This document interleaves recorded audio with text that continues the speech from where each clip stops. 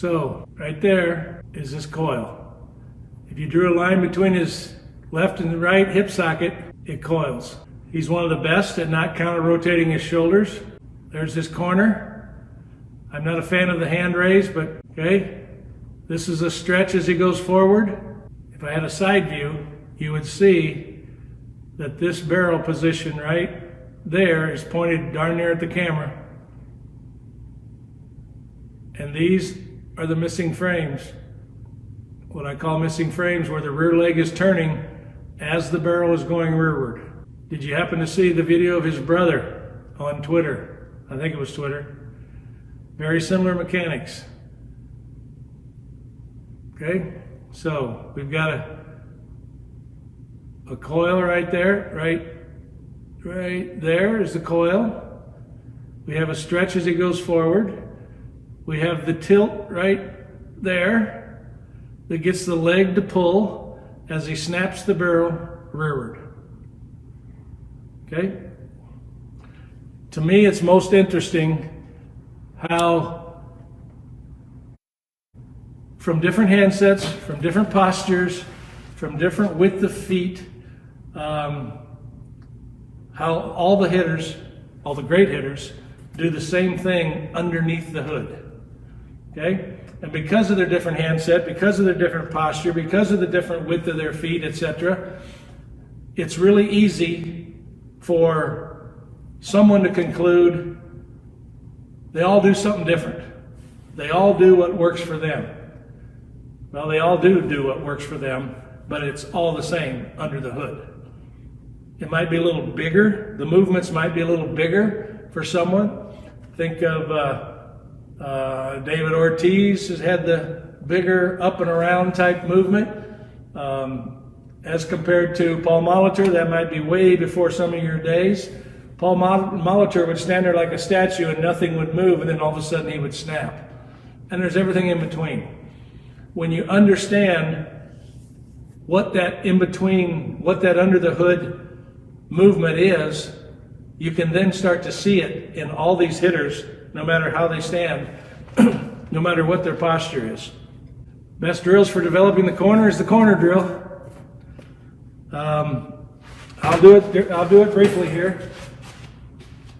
I'll do it from the side. So the first thing I want to do is make sure my body's fused into a unit. Okay?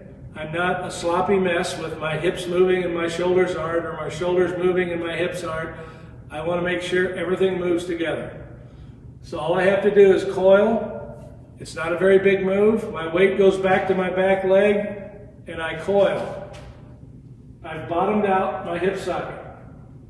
My rear hip socket is bottomed out.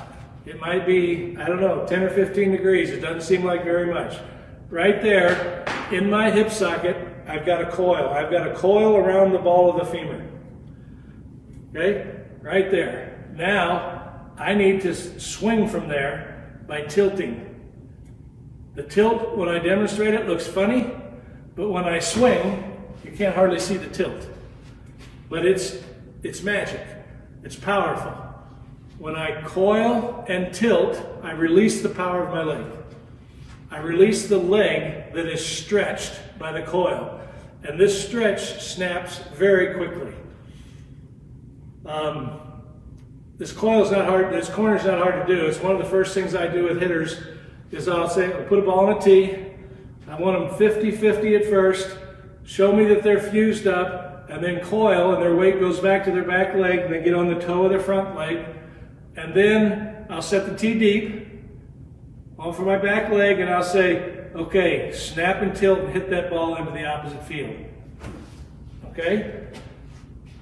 They had a corner. Then I'll gradually move the tee forward. Same thing. Now when they hit the middle tee, they're still going to tilt, and they'll crush the ball gap to gap. All right? The details of the corner drill is not hard to do. Apparently, you're skipping the details. Not you specifically, but the high-level pattern group as a whole. Where can you buy the connection device? I know you can buy it from batspeed.com, but all you have to do to go to Amazon and type in perfect connection, I believe it's called. And connection is spelled with an X. Connex, I believe. They're expensive. They're $80 or $90 last I looked.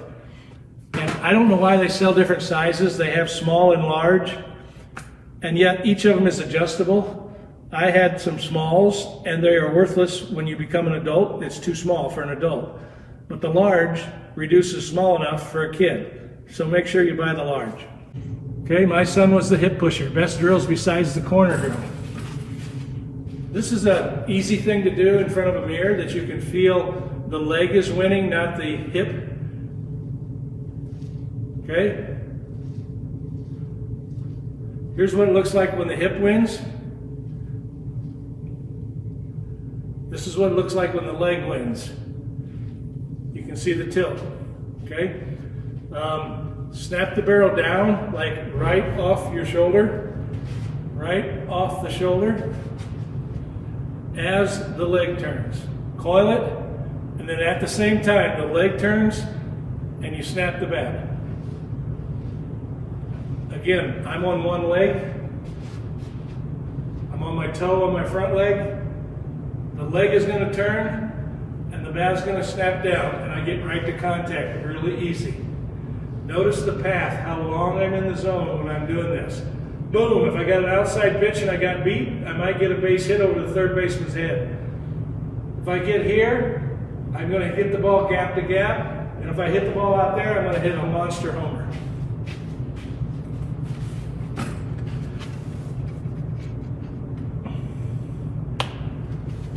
The term pather is a good description of HLP intent gone wrong.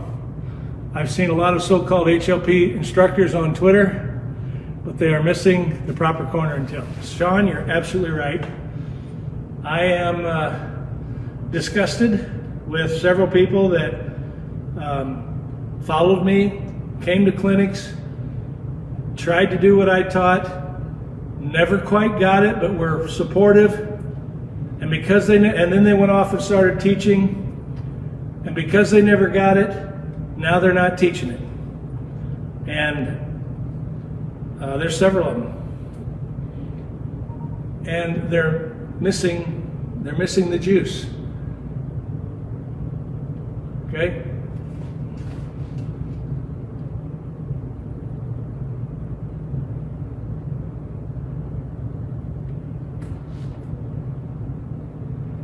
Is it safe to say the corner is hips before hands, so to speak?